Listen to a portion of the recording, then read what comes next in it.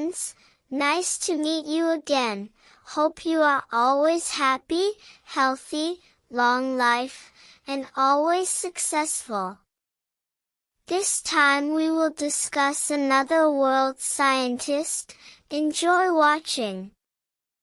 Antony Philips van Leeuwenhoek, born October 24, 1632, died August 30, 1723, was a Dutch scientist from Delft.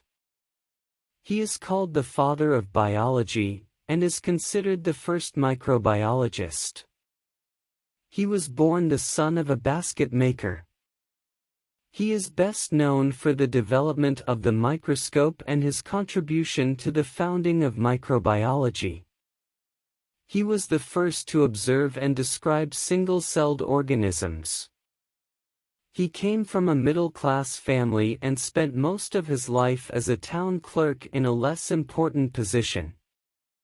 Leeuwenhoek's great invention was none other than his hobby of squinting through a microscope glass. At that time, of course, one couldn't just run to the store and buy a microscope, so Leeuwenhoek made one himself. He was by no means a professional lens polisher and had never received any special training in the field. Even so, the skills developed were extraordinary, far beyond the practice of professionals at the time. Although the microscope was invented before Leeuwenhoek was born, he did not use it. Instead, he carefully and precisely rubbed the tiny lens.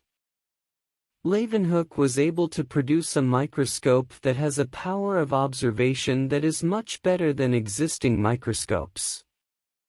One of the surviving lenses has a magnification capacity of about 270 times, and there's even a hint that he managed to make it even more perfect than that. Leeuwenhoek had immense patience and a keen observer, had keen eyesight and infinite curiosity. With that tiny lens he examines a wide variety of objects, from hair to dog sperm, from raindrops to tiny insects. Also fiber, leather parts, and various other things.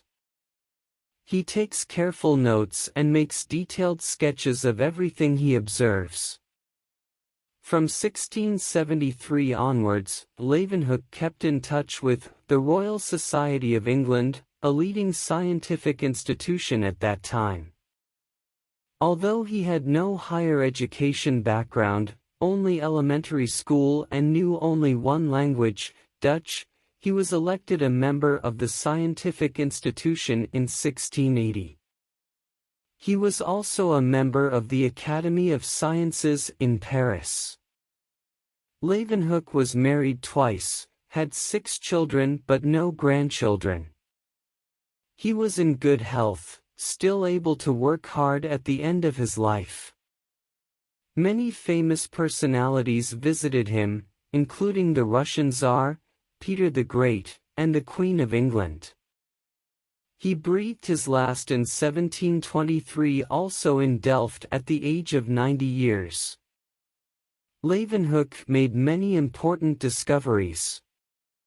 He was the first to describe spermatozoa, 1677, and was one of the first to describe red blood and white blood. He opposed the theory of the spontaneous generation of simple forms of life and presented much evidence to the contrary. He was able to show, for example, that small wingless blood-eating animals reproduce in a similar way to winged insects. His greatest discovery came in 1674 when he made the first study of germs. This is one of the great discoveries of sperm fluid that resulted in fertilization in human history.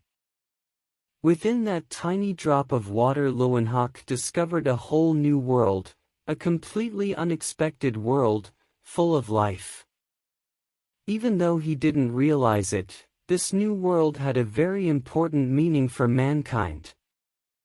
In fact, the microscopic minutiae he observes are often an important force factor for both human life and death. Once researched, Leeuwenhoek was able to find germs in many different places, in wells and in puddles, in raindrops, in the mouth and intestines to the human anus.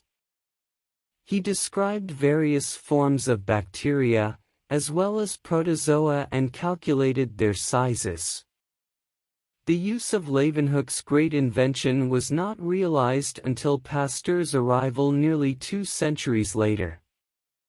Facts show that the whole subject of microbiological problems was practically idle until the 19th century, when the improved microscope was developed.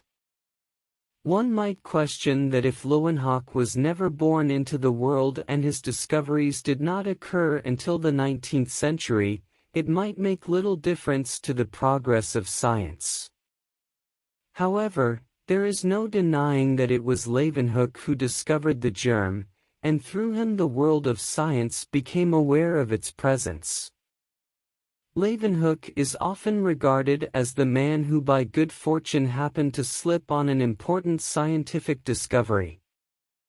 This is far from the truth.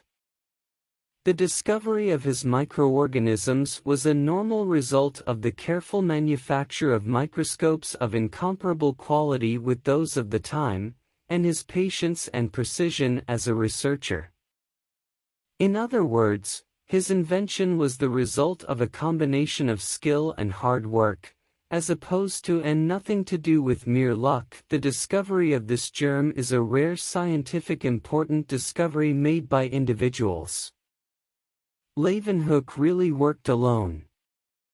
The discovery of protozoa and their bacteria was of no help to anyone, not the case with most advances in biology, and was not a natural growth of prior biological knowledge. It is this factor, together with the importance of using his inventions, that earned him a high place in this list of books. The invention of Antony van Leeuwenhoek. During his lifetime, Antony van Leeuwenhoek broke more than 500 optical lenses and made more than 400 types of microscope types. Until now there are only 9 that are still left. Antony invented silver and bronze to flank the lenses. This represents a magnification of the lens as much as 275 times. It is a conjecture that Antony van Leeuwenhoek invented a microscope with a magnification of up to 500 times. However, his discovery is remembered for all time.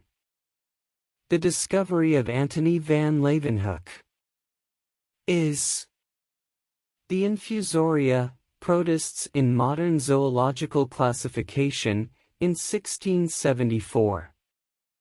The bacteria, e.g. large selenomonads from the human mouth, in 1676.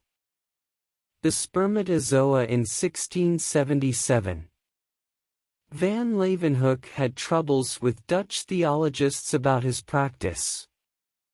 The banded pattern of muscular fibers, in 1682. In 1687 he researched coffee beans. He boiled the coffee beans, and cut them into pieces and saw the sponge inside. He had never seen this symptom before. The seeds are pressed and after that the oil comes out of the seeds. Then boiled again with water twice, and Antony drank it. Well, that's a glimpse of the story. Hopefully it will be an inspiration and motivation for all of us, and of course it will not only know but make us smarter in getting to know the world's scientists. Thank you very much for watching and waiting for the next story that is more dancing. Until we meet again. Bye bye.